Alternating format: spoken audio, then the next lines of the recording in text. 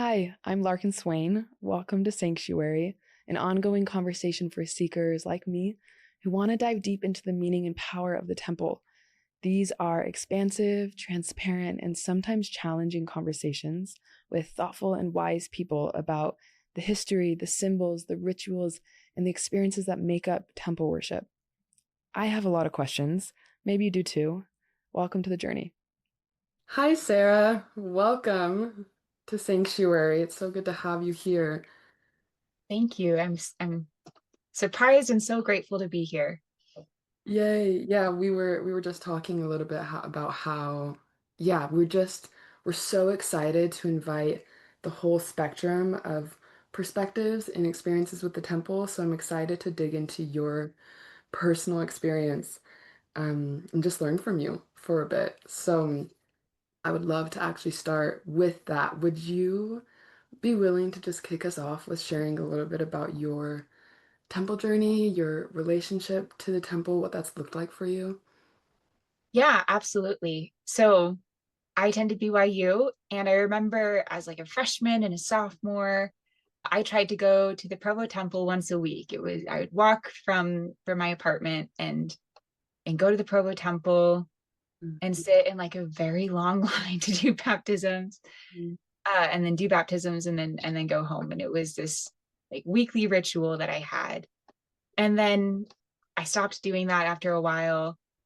And I went through the temple. I did an endowment ceremony the first time while I was engaged to my husband. Uh, and and I will say my first time was actually really beautiful in a lot of ways. I didn't love the prayer circle. I had a super thick veil, so I couldn't see anything that was happening. But the officiator during my first time through was this man who had a thick Nigerian accent, and the lights dimmed and the voice started, and he just wept, and he wept the whole way through the entire ceremony.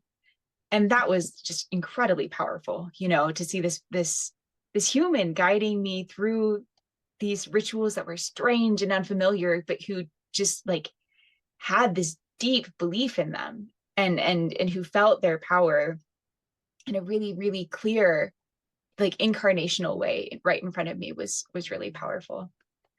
And then, just life goes on, you go to the temple, and just in my experience, the temple is like has not really hardly ever been a place that I felt God's love or God's presence in a very powerful way. I think I go usually out of a sense of responsibility or a commitment to another human who has asked me to go with them, or something like that. But it's not the place that I feel closest to God. Yeah. Pretty much any time that I'm there, all of the normal things that you expect to hear from people that like I don't love about the temple are probably true for me, right? Like it's a little Yeah. repetitious, it's a little long, and I get a little bored, and the gender dynamics are weird for me sometimes. Like, like all the things, right?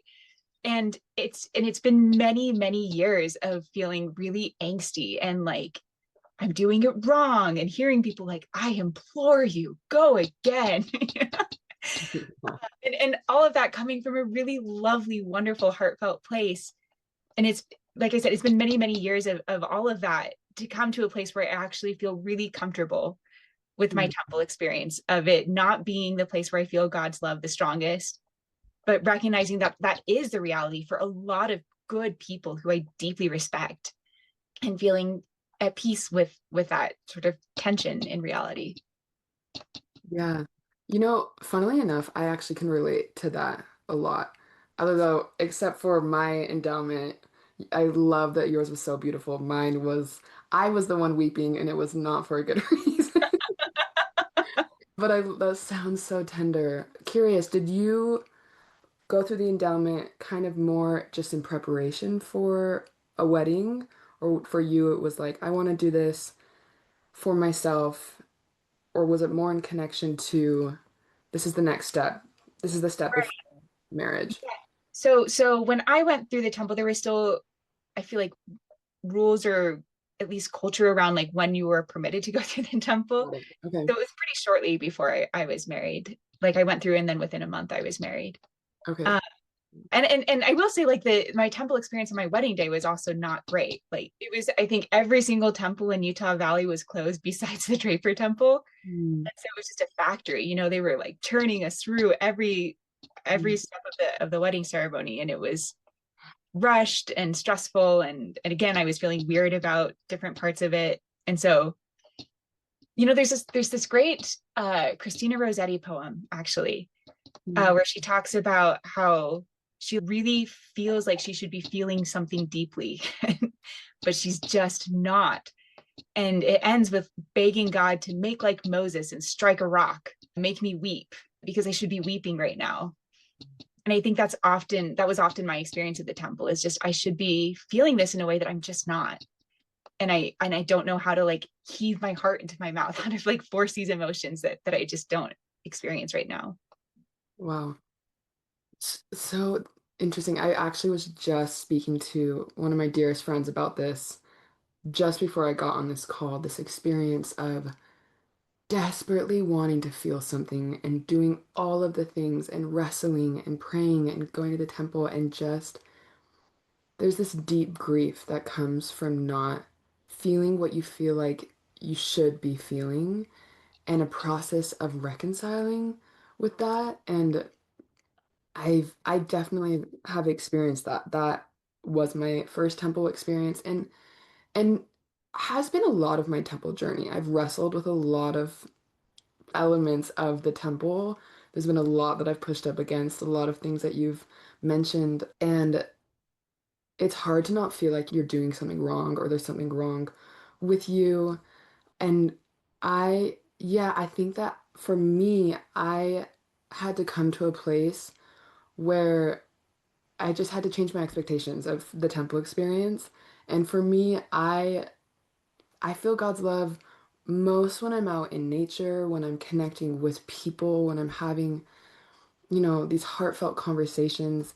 The temple actually isn't a place that I really feel these incredible manifestations of God's love and presence. I think right now my relationship to it is I treat it like a classroom where I can go and like mull over symbols and learn. And as I have changed this expectation, my relationship with the temple's improved. But it used to be painful because, yeah, I was like, I'm not feeling the spirit so strongly. For me, what's been the most delicious about the temple is studying and learning and deeply studying the history, starting to interpret and make sense of the symbols in my own ways. That's been very delicious to me and has changed my relationship with the temple. But a lot of that actually happens for me outside of the temple, not inside as much. But I have found that the more time I spend there, there's just a different quality to my life. And I notice miracles happen into my life. So I've just chosen to lean in and just trust, and trust that even when it doesn't feel transcendental or like maybe what I'd want it to feel like. So I think I can relate to some of the things that you're talking about, and I think there's a process for all of us to learn to make peace with our experience and even maybe trust our experience. And I just would love to know more about what that looked like for you. I'm thinking about this post that you made on the Four Little Saints Instagram in August, and there's a quote that you said that I want to read from it that I just really loved. You said, I don't think you have to love every aspect of our beloved church to be a deeply committed member. I don't think you have to love every part of the temple to hold and cherish your temple covenants. I feel that deeply and just would love to hear what you've learned about making peace with your experience and maybe what you don't understand. Yeah, first, just I love how you described that. And I really love that turn of phrase of what's most delicious about the temple. I think that's Mm, really lovely. Um, yeah, so I think when I was going to the temple, wanting it to be like this sort of crowning experience to my worship, and just not experiencing that, that was so frustrating and has been frustrating for a lot of years. I've had a temple recommend now for 11 years, more than 11 years. And in that time, like, it still hasn't become this like crowning place for me to go and experience God, and that's mhm, been frustrating. And I think what's been really, really helpful with my experience of the temple, as with my experience of the church, is first acknowledging that people have a different experience of the temple and believing it, right? Believing their experience and believing my own has been a process, but really helpful.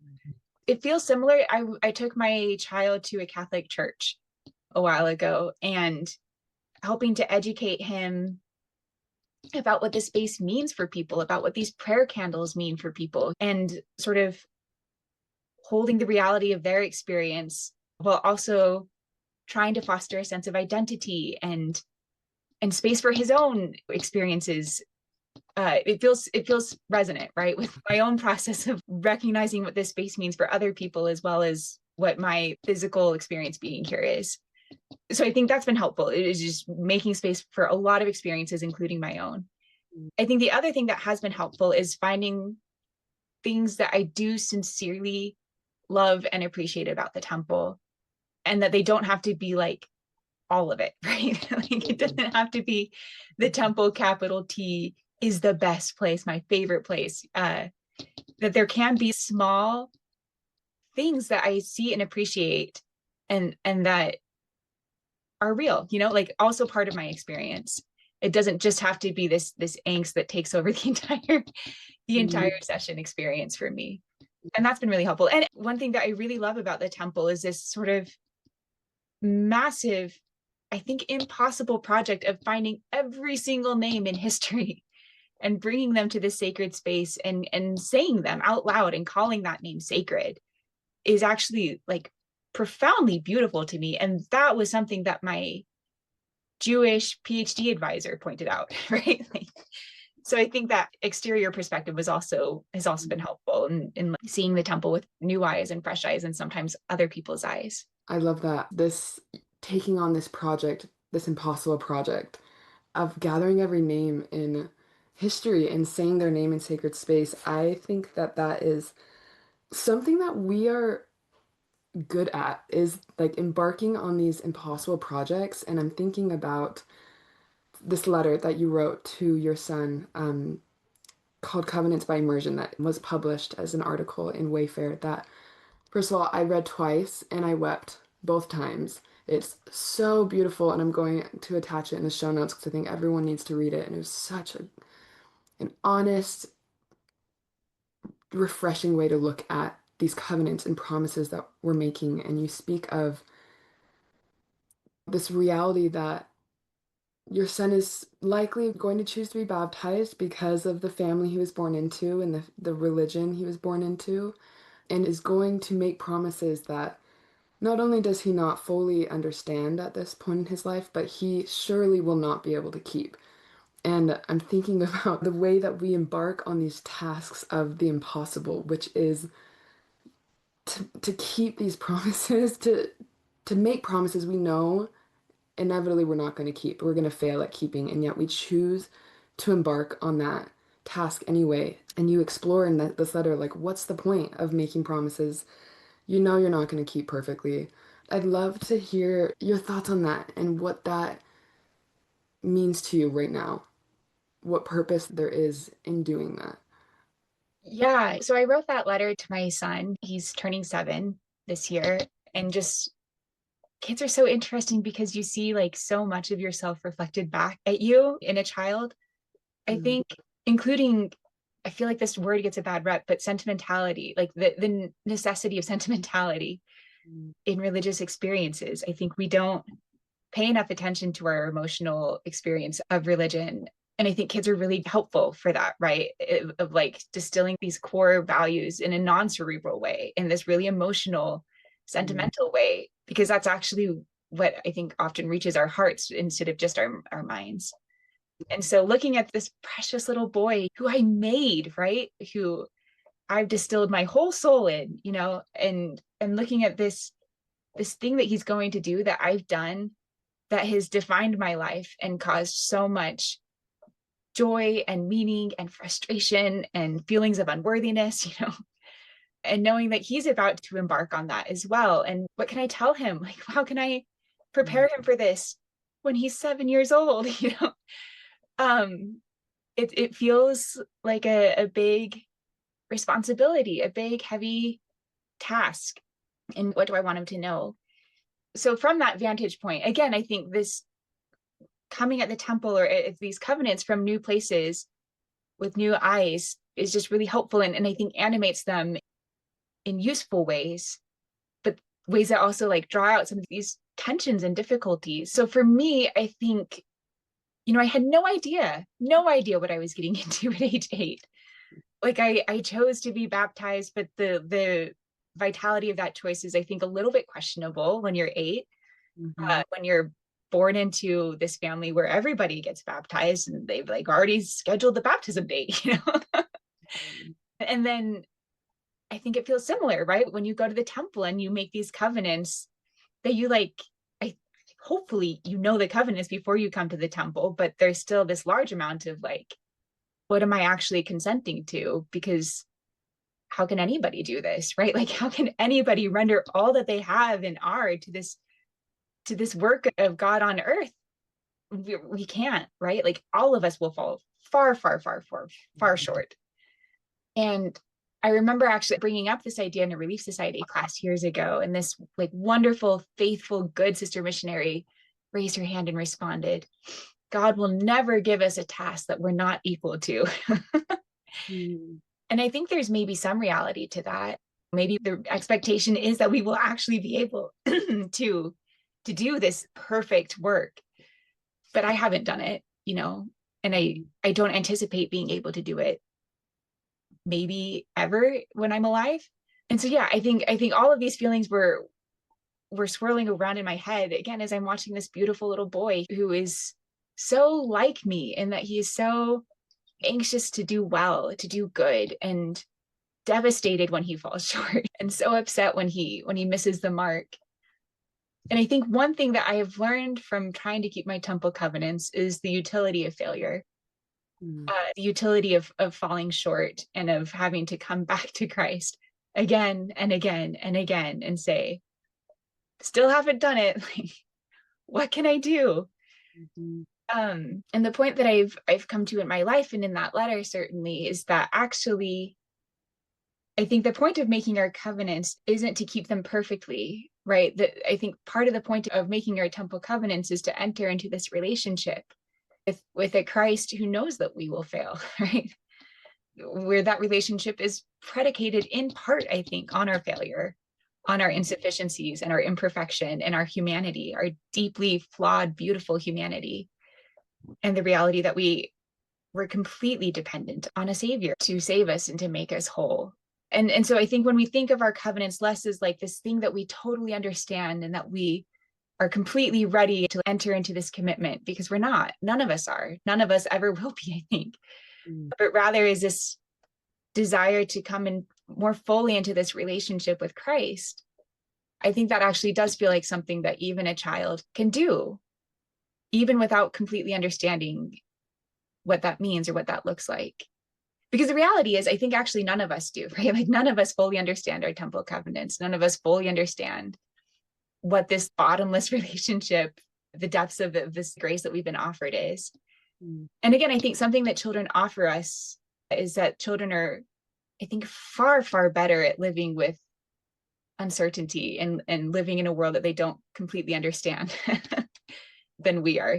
Kids live in a world that they don't understand pretty well. And I think as adults, I think we become much more anxious by our lack of understanding than kids are. Yeah, we cling to knowing. We cling to the security that we feel from perfectly knowing and understanding something. And I think that we make that the goal. I love exactly what you're saying, that there is this beauty in embracing the mystery. And I think kids do that so well. They find rest in that.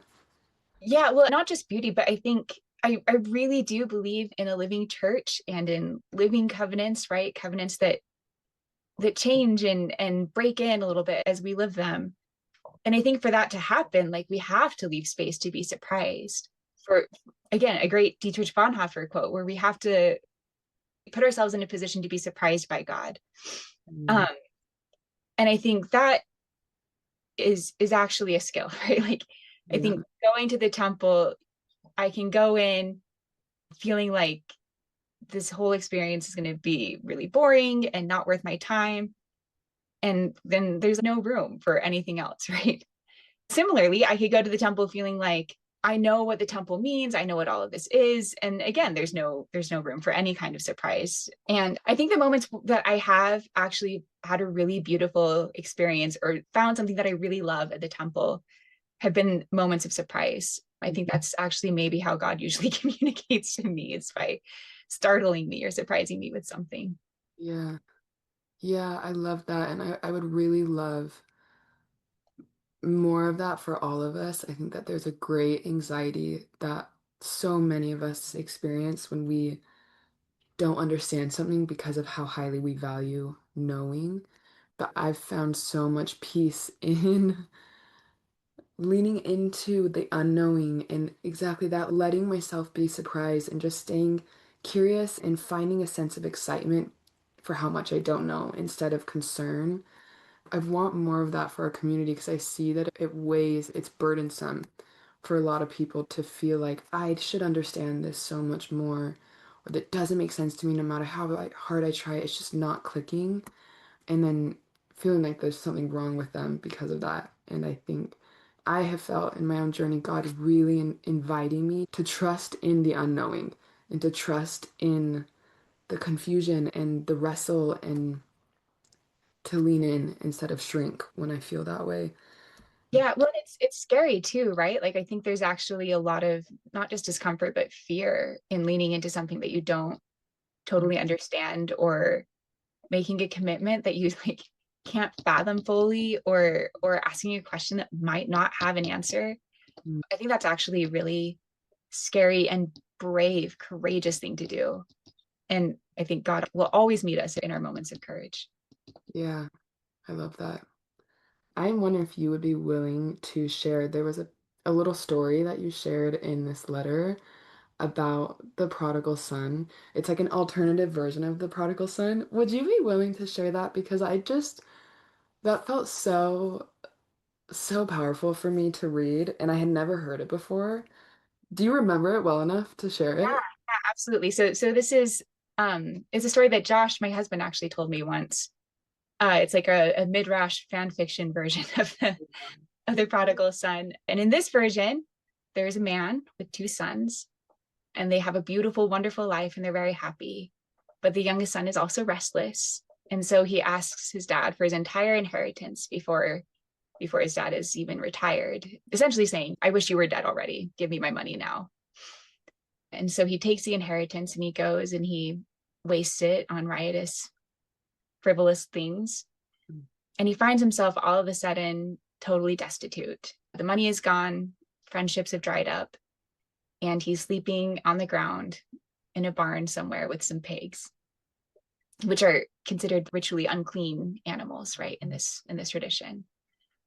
And he's lying on the ground with the pigs, and he makes this humiliated determination that he will climb his way out of this hole that he's put himself in.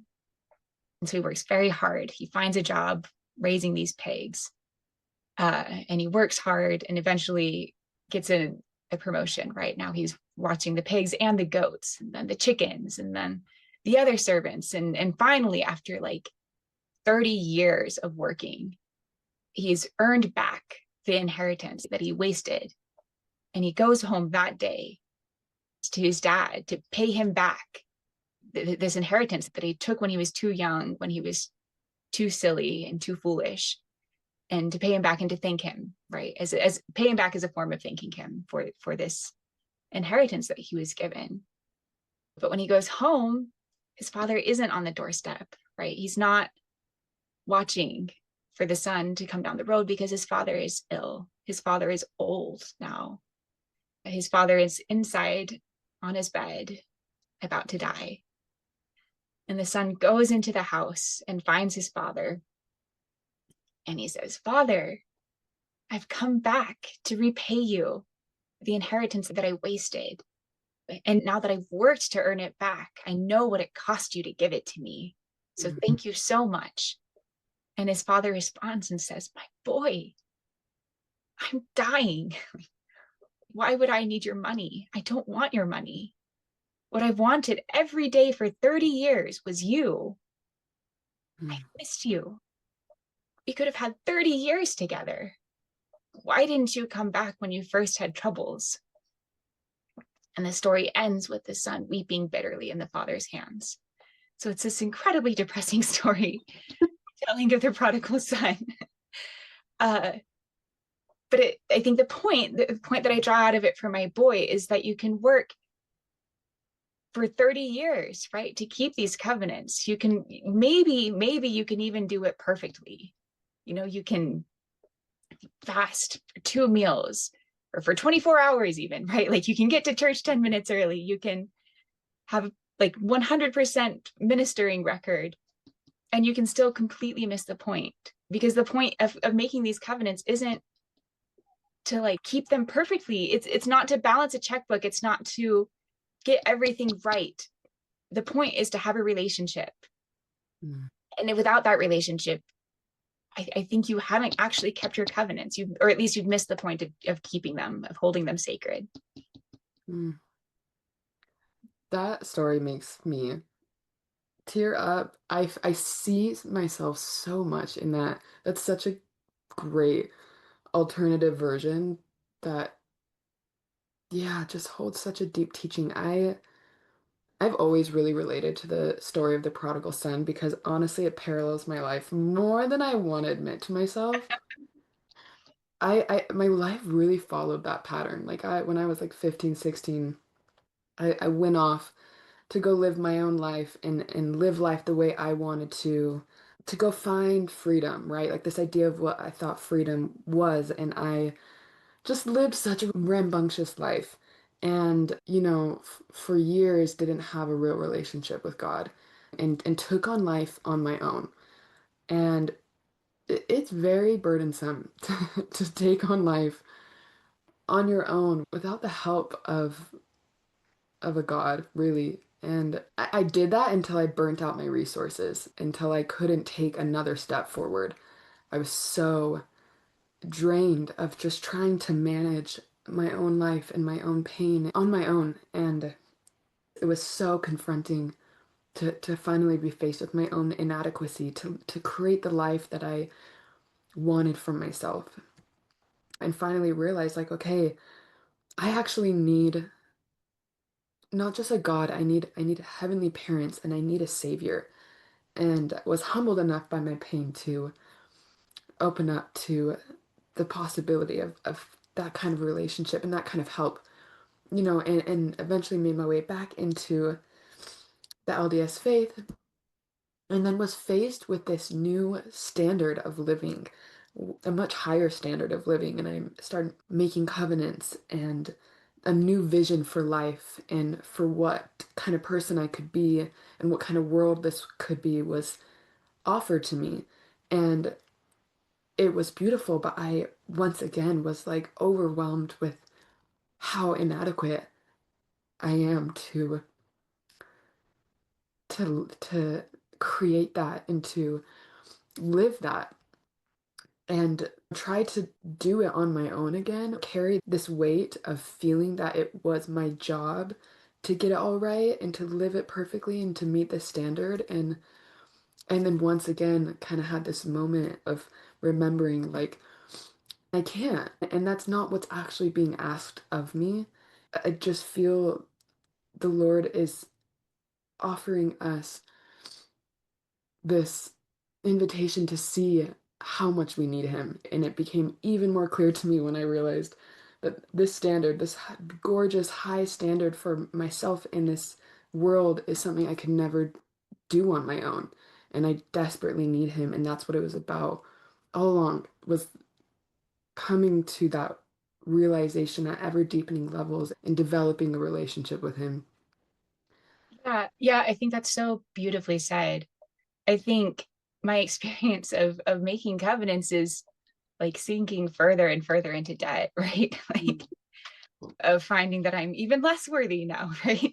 Mhm. And I thought, and that mirrors, I think, actually the higher law that Christ offers it in the Sermon on the Mount, where he's like, no, it's not enough to not murder. Now you can't be angry, right? Yeah. And I think the message isn't so much that we should never be angry. It's that we're all sinners. So don't pretend like you're not, right? Like recognize the reality of how short you fall from God, because we're all actually in the same very broken boat, right? Going back, I see in my child this desire for perfection, for getting it right, and doing it right and being right. And I know that because he gets it from me, right? Like I know exactly where that desire comes from and that drive to be good. And it feels scary, right? To pass on to this child this church and this heritage and this commitment that I love so much, right? That I've given my whole soul over to.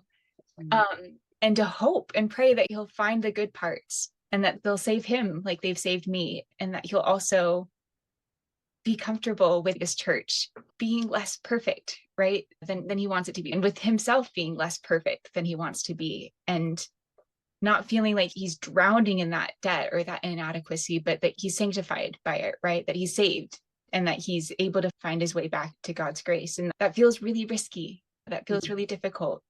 Yeah. But again, I really do believe that it's a courageous thing to make covenants, not because you understand them, but precisely because you don't understand them. One thing I used to do with my primary class is I would have them paraphrase scriptures in their own words. We would like pick a verse and we would paraphrase it together. And so when we were teaching the waters of Mormon, we paraphrased the baptismal covenant. And I remember talking with them. I was like, so what are our baptismal covenants? Like, what do we promise to do? And they were like, well, it's to always remember Jesus. I was like, okay, and what else? And they're like, well, it's to be a good person and to keep the commandments. And I said, okay, but it's also actually really communal. Like baptismal covenants are also a lot about taking care of other people. And so we paraphrase the scripture about mourning with those that mourn and comforting those that stand in need of comfort. And I don't remember the whole paraphrase, but at the end, the way that we ended as a class, the paraphrase was, it's to try to do all of these things. If you want to be a Christian, you have to try to do all of these things. And then the last sentence was, do you want to try? And I just love that as like this invitation. Do you want to try to do this impossible task? And I think that's the recommitment that we make every sacrament meeting, right? Is, do you want to try again? Not to be perfect, because you're not going to be, but to enter into this relationship with God and with your fellow man, and to try again to do it, and then to try again to try, and just this continual process of making an effort, getting it wrong, not understanding fully, and then trying again. And again, I think that can feel really overwhelming, and it's easy to feel the depth of your inadequacy. And my hope and my prayer for myself and for my child is for that inadequacy to become transformative rather than crushing. I share that prayer with you. I'm not a mother, but I have similar worries already for raising children in this beautiful faith that sets such a high standard, and my ability to help them orient themselves in a way to this vision that is hopeful and not crushing. And I really believe that the good news of Jesus Christ is that he came to save us from the hell of self-condemnation, of living in this I'm never enough. And to me that is hell, is believing that I'm meant to be Christ when I'm not, and condemning myself and feeling that depth of shame and inadequacy. And I really believe Christ came to save us from that and to show us you've been forgiven, you've been embraced, you are loved exactly as you are in the mess. And what I want from you is just a relationship, and to set you free, and to give you the rest of knowing that despite it all, you are perfectly loved. And I hope, I hope I can live that enough to also raise my kids to feel that deeply in their relationship with Christ. Oh, I think you're doing a beautiful job living that, truly. Thank you so much. I just want to end with, if you wouldn't mind sharing about this work that you do with Mormon Women for Ethical Government. And I would just love to circle back to this conversation of making peace with your personal experience and making space for the wide spectrum of experiences and beliefs within a community. But would you first just briefly share what MWAG is and about your work with this organization? Absolutely, yes. So I work part-time for Mormon Women for Ethical Government. It's a group of Mormon women, women from the Church of Jesus Christ of Latter-day Saints, Mhm. who are committed and involved in trying to stand for values of ethics and a government that works effectively for people in an ethical way. Mm. It has 4 core values that define all of the work that the organization does. And one of them is peacemaking, is peaceful. And so with Mormon Women for Ethical Government, I'm the Peaceful Route Director. My role is to look over their communications and their projects and their work and make sure that it adheres to a value for peacemaking.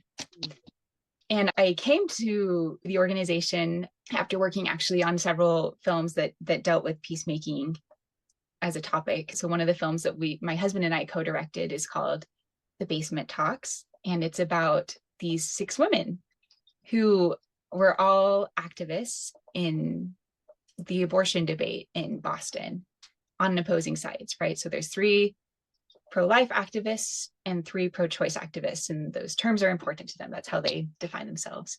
Mhm. And there was shootings at an abortion clinic in Brookline, Massachusetts, just outside of Boston in the 90s. And after this violent act, these 6 women started meeting together in these super secret basement meetings in a windowless basement. And they agreed to meet 4 times, but they ended up meeting for 6 years. Mm. And so my husband and I were able to listen to, I think we're one of like 2 of 6 people in the world who've heard these dialogues. But we listened to cassette tapes of these 150 hours of meetings. And that instilled in me, I think, this really deep commitment to peacemaking in an active way, where you're really trying to make space for people whose viewpoints and experiences are just like radically different than yours, including in situations where common ground is just not possible, where you cannot reconcile your perspective and their perspective. Even then, peace is possible and imperative. And so I carried that with me into my work in MWAG, and you know, I hope in most aspects of my life. And I think it's certainly been really, really helpful in my experience at church as well.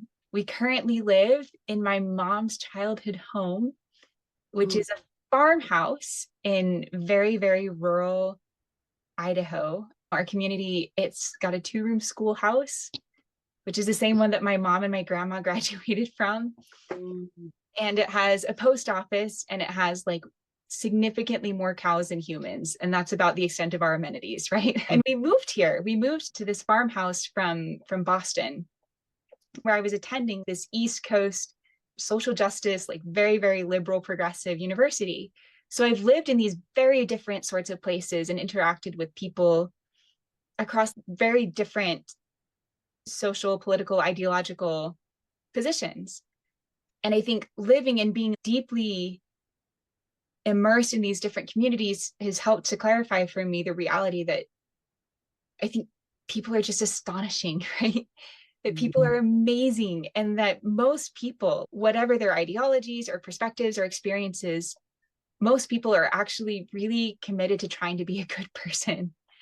And that in fact, that they come to these really different ideologies from their desires and their efforts to be good. And that's, I think, actually really frustrating often, because it feels like it's not as simple as just like correcting a misassumption or a misunderstanding, right? It's core values that you're working with a lot of the time, and you're not going to just persuade somebody out of those. Yeah. But it also feels really rich, right? That there can be all of these wide varieties and spectrums of experiences. There are, I think, most of the time really coming from a place of sincerity and goodness and desire to enrich the world and bless the world. And that's actually, I think, really hopeful and exciting. And I'm endlessly fascinated by people's perspectives and how they come to them. Mm. That feels so relevant in the experience we're having within our church community. There's such a wide spectrum. I think the spectrum is much more colorful than we realize because I think there's often maybe like a nervousness for some people to share their experiences or beliefs that might not be the norm or the expected. But I definitely know there's a lot of different experiences being had within our community. And I think that the skill of navigating those conversations and creating space for that diversity is one that is so needed right now in this world.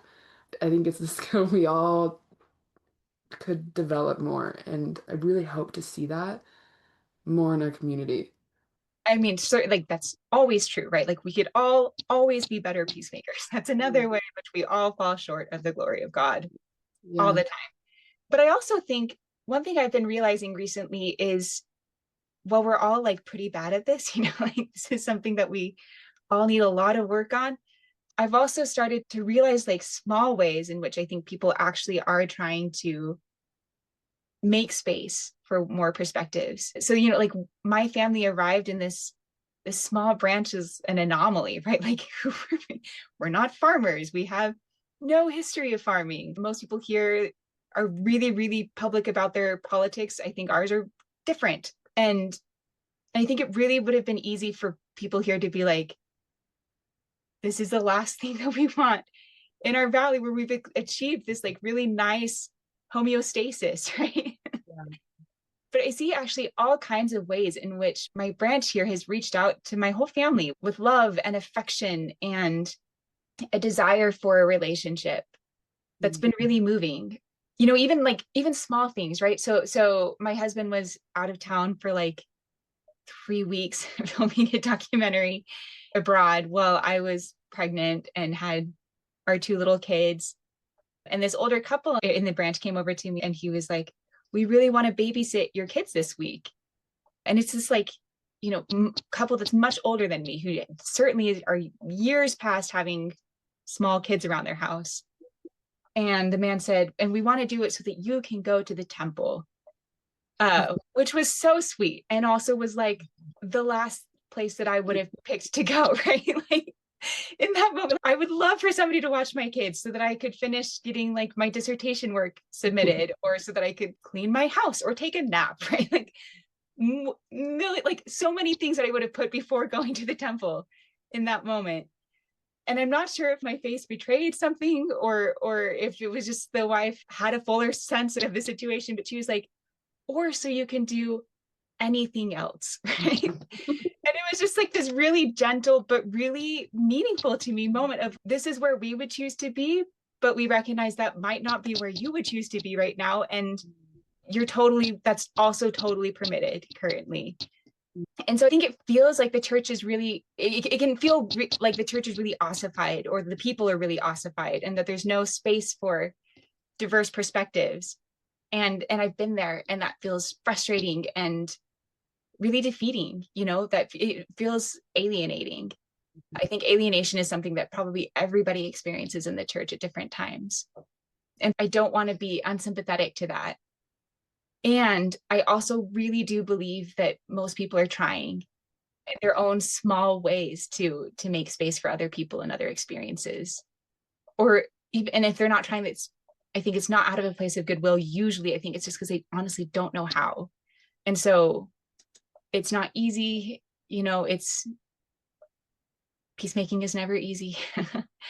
But learning to really meet people where they are and see the ways that they actually are striving to reach out to us and keep their covenants to care for God's family is also a task of the generation. Feels like a big thing that you're saying is that recognizing that most people are intending and desiring to do good, and that just might look different for them than it looks for you. I think moving from this space of believing that and seeing people in their goodness helps prevent a lot of the defensiveness that I think naturally arises when there's sensitivities and there's differences. And I've definitely felt for myself, just in my family unit, there's big differences in beliefs and experiences.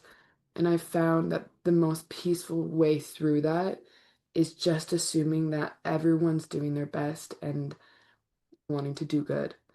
And I think that that is a helpful orientation to have. Yeah, and I don't want to reduce, I think, the actual ethical mandate that we have to recognize those differences and to draw them out and to be aware of them and to just be aware of where people in our pews actually are. I think we do have a real responsibility as part of our role of ministering and caring and mourning. I think we actually do have that expectation of being aware and doing that really, really difficult work of drawing out differences.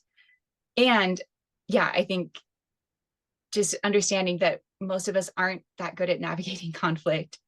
Most of us aren't that good at managing differences, especially really, really strong differences, and especially with things that are really precious to us, you know, like our religious experience, like this church that we have such strong and different feelings about, especially about these sacred spaces like the temple, you know. This is all really difficult. This is all not straightforward. And I think that doesn't reduce the responsibility, and the responsibility doesn't change the fact that people are trying imperfectly at this really, really, really hard thing to do. I think one thing that feels particularly challenging to navigate is we really value missionary work and bearing our testimony and inviting people into the experience that we're having. And I think that sometimes that can translate as this pressure to have an agenda when engaging in those kind of conversations to convince someone to believe what you're believing or share your experience. And I think that I've experienced and I've seen other people experience this challenge to navigate, like, okay, where's the balance between sharing my testimony or wanting people to see things my way? When do I do that? Should I ever be doing that? Versus just hearing someone's story and creating space for their experience and letting it be that without an agenda. Does that make sense? Yeah, absolutely. I mean, I think it's like coded into the genetic framework of an LDS talk that we have to come to a resolution, right? Like it goes like this, right? It's like the quest, you know, it starts with this challenge or question or uncertainty, and then there's this seeking, and then it resolves, right? And that's how it goes. And we have this nice arc that's a complete emotional experience, and that's how every sacrament meeting talk is always. Mhm. Um, and the reality is that's like none of our lives, right? Like we're all in the middle of something all the time.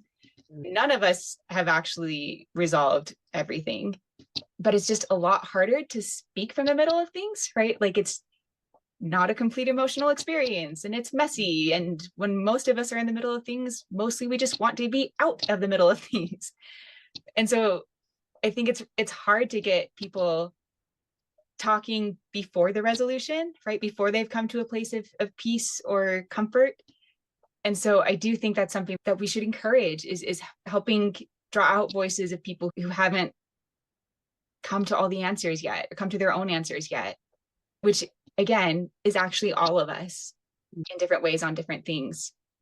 And I don't know. I don't know what that testimony meeting would look like, but I would love to sit in on it, you know. It's kind of bringing me back to the conversation we were having earlier of leaning into the unknown and the mystery and even trusting in that space and letting things be unresolved. That feels like its own spiritual practice. Yeah, no, absolutely. Yeah. Um, just to close out, I just would love to ask if there's anything that you would love to offer to someone who's currently having a challenging experience on their temple journey that's just in the wrestle. Anything you would offer to them, maybe any final words to just help them make peace with their experience. Yeah, I would say a few things. First, you're not the only one, you know, like Mhm. I think it can feel really lonely sometimes. Again, really alienating. But but so many people have struggled or are struggling or will struggle with their temple experience. And it's okay, you know? I think it's okay to struggle. I think it's healthy to be where you're at and to be okay with it, to have your experience and believe it and let other people have their experience and believe them. And also, you can struggle enormously with the temple, and there are still some things that you might really love about it. And I think leaving space for those to surprise you has been really helpful for me. I love that. Sarah, thank you so much. This has been a really beautiful, nourishing conversation for me. So thank you so much for taking the time and just for who you are and everything you shared. Yeah, Oh, this thank you has so been really much. valuable.